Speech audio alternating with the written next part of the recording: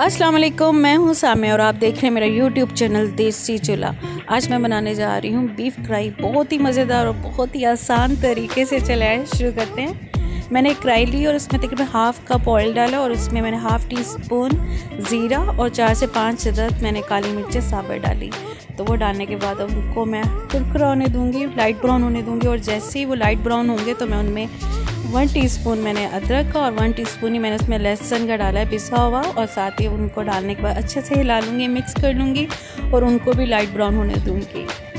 आंच मेरी तेज़ ही है तो बस इनको मैं हिलाती जाऊँगी मज़ीद और इन्हें सिर्फ लाइट ब्राउन होने दूँगी। और जैसे ही अदरक लहसुन लाइट ब्राउन हो जाएंगे तो मैं इनमें तकरीबन 2 अदद भरी प्याज थी मैंने ब्रीक कटी हुई इसमें ऐड की। अब उनको सिर्फ मैंने रंगत चेंज करनी, यानी कि मैंने ज़्यादा उसको ब्राउन नहीं करना। और जैसे उसका कलर चेंज होने को आएगा तो मैं उसमें बीफ ऐड कर दूंगी। तकरीबन आधा किलो बीफ था और वो भी डालने के बाद अब इसके साथ में इसमें टमाटर ऐड कर दूंगी। तकरीबन 4 अदद टमाटर थे जिनको मैंने मोटे मोटे स्लाइस में इस पर ऐड कर दिया। और साथ में इसको मैं तकरीबन ढक्कन लगा के रख दूंगी मीडियम फ्लेम पे। उससे क्या कि टमाटर वगैरह सारे अच्छे से घुल जाएंगे। और आप देख सकते हैं टमाटर अच्छे से घुल गए हैं। और जो उन्होंने पानी भी छोड़ा था वो मैंने तेज़ आंच करके उसे भी ड्राई कर दिया।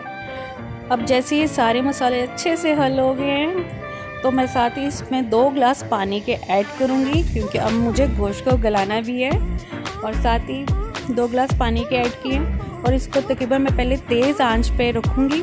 और जैसे इसमें बॉयल आ जाएगा अच्छे से तो मैं इसको मीडियम फ्लेम पे रख दूँगी 1 घंटा कुक होने के लिए, ताकि गोश्त जो है आपका अच्छे से गल जाए। तकरीबन 1 घंटा हो गया और पानी भी आप देख सकते हैं अच्छे से सारा ड्राई हो गया। और कलर देखिए कितना शानदार निकल आया है। अभी मैंने कोई मसाले ऐड नहीं किए थे, सिर्फ अदरक लहसुन ही ऐड किए थे, प्याज थे बस। लेकिन सब बड़े अच्छे से घुल गए हैं, तेल भी निकल आया बाहर। तो अब इसमें जो घर के बेसिक मसाले हैं तो वो अब इसमें ऐड करेंगे। इसमें मैंने हाफ़ टी स्पून सिर्फ नमक ऐड किया था, तो आपका दिल हो तो आप देख लेगा, लेकिन मुझे सिर्फ हाफ़ टी स्पून ही डालना था। और मैंने 1/4 मैंने चम्मच इसमें हल्दी का ऐड किया है और हाफ़ टी स्पून मैंने इसमें लाल मिर्च का ऐड किया है। और अब ये डालने के बाद इसको तेज़ आंच पे मैं अच्छे से भून लूँगी। बहुत ही मज़ेदार बनेगी।